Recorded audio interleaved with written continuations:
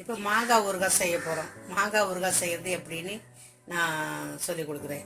இதை உப்பு போட்டு ஊற வைக்கிறதா வேலை இல்லை, உடனே செய்து அன்றைக்கி உடனே சாப்பிட்றது. இது கல்யாண வீட்டிலலாம் மாங்காய் ஊறுகாய் வைக்கிறது அந்த ஊறுகாய். இது இப்படி முழு மாங்காயை எடுத்துட்டு நல்லா கழுவிடணும். இந்த பால்லாம் இருக்கும் அதில், அதனால அதை கழுவிட்டு இதே மாதிரி பொடியாக அரிஞ்சு வச்சுக்கணும். பொடியாக சின்னதாக அரிஞ்சு வச்சுட்டு அதுக்கு தேவையான பொருள் காஞ்ச மிளகா, வெந்தயம், கடுகு, சீரகத்தூள், பெருங்காயம், பூண்டு, இவ்வளோதான். இதை ஃபஸ்ட்டு எல்லாம் எடுத்து ஒரு மாங்காய்க்கு ஒரு 10 அவங்க காரத்துக்கு தகுந்த மாதிரி ஒரு 10 காஞ்ச மிளகா வச்சுக்கலாம். கொஞ்சம் 10 காஞ்ச மிளகா, 1 ஸ்பூன் வெந்தயம், 1 ஸ்பூன் கடுகு, 1 ஸ்பூன் சீரகம், 1 ஸ்பூன் பெருங்காயம் எல்லாம் முதல்ல வெறும் சட்டியில் கடாயில் எண்ணெய் இல்லாமல் வறுத்து வச்சுக்கிறோம். முதல்ல இப்போ எல்லாத்தையும் வறுக்கிறோம்.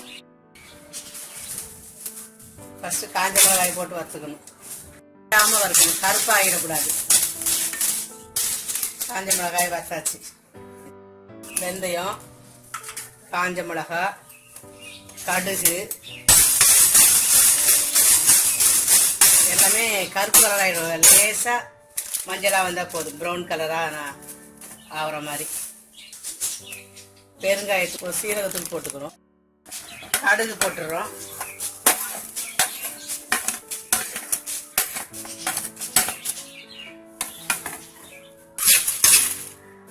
கடுகு, வெந்தயம், காஞ்ச மிளகா, பெருங்காயத்தூள்,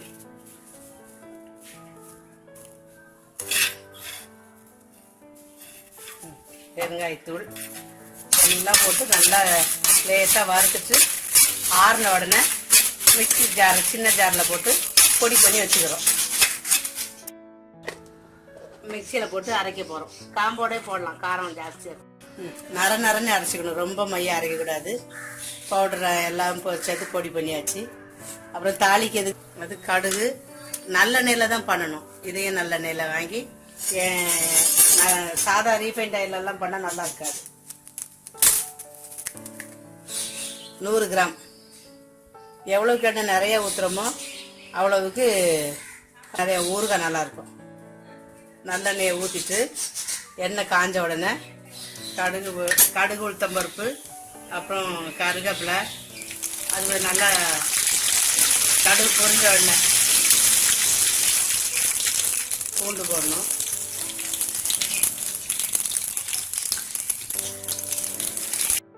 எல்லாம் நல்லா வதங்கின உடனே ப்ரௌன் கலர் ஆகணும். பூண்டெல்லாம் ப்ரௌன் கலர் ஆன உடனே அதுலேயே மாங்காயும் கொட்டிடணும்.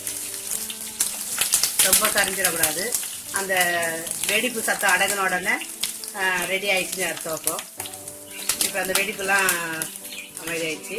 இப்போ மாங்காயை கொட்டணும். அந்த எண்ணெயிலேயே தண்ணி ஒரு சொட்டு கூட சேர்க்கக்கூடாது.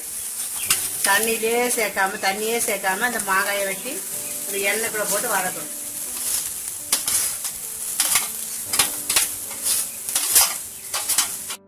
அதை எண்ணெயிலே போட்டு ஸ்டவ்வை கூட்டி வைக்கக்கூடாது, சிம்மில் வச்சுட்டே வதக்கணும். ஒரு 5 நிமிஷம் நல்லா வதங்கின உடனே அரைச்சி வச்ச மசாலா தூள் இருக்குல்லையே, இதை கொட்டி கிண்டணும்.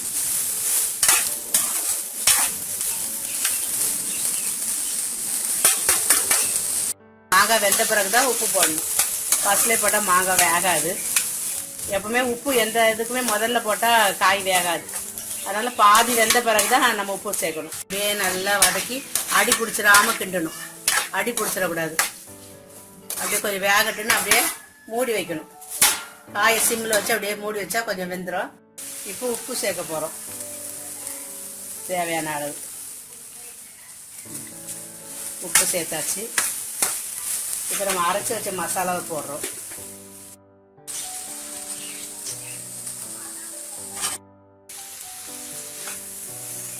இப்போ மசாலாவை சேர்த்தாச்சு.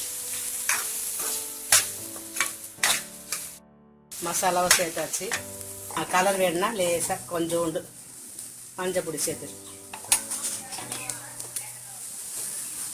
நல்லா வேக வைக்கணும். எண்ணெயிலேயே சுருண்டு அப்படியே வேகணும். காரம் ஜாஸ்தி வேணும்னா லேசாக சில்லி பவுடர் சேர்த்துக்கலாம். அதை சூட்லேயே வேக வைக்கணும். மாங்காய் நல்லா குழையாக வெந்துடும். ஊறுகாய் ரெடி ஆயிடுச்சு. அந்த எண்ணெய்கள்லாம் அப்படியே வற்றி மேலே வரும். மேலே வந்த உடனே இது சாப்பாட்டுக்கு, சாதத்துக்கு, தயிர் சாதத்துக்கு ரொம்ப சூப்பராக இருக்கும். தயிர் சாதமும் மாங்காய் ஊறுகாயும் வச்சு சாப்பிட்லாம். பச்சை கலர் போகிற வரைக்கும் நல்லா கிண்டிட்டு நல்லா மாங்காயை எடுத்து பார்க்கணும். நல்லா அப்படியே நல்லா மசி ஆயிடுச்சு, நல்லா குழஞ்சிச்சு மாங்காய். அப்படியே இறக்கி வைக்க வேண்டியதாகும். இது ஒரு வாரம் வரைக்கும் நல்லா ஃப்ரிட்ஜில் வச்சு சாப்பிட்லாம்.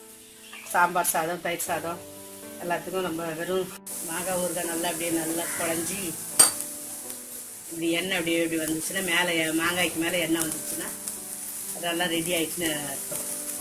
கலர் மாறிடுச்சு, ரெட் கலர் ஆயிடுச்சு.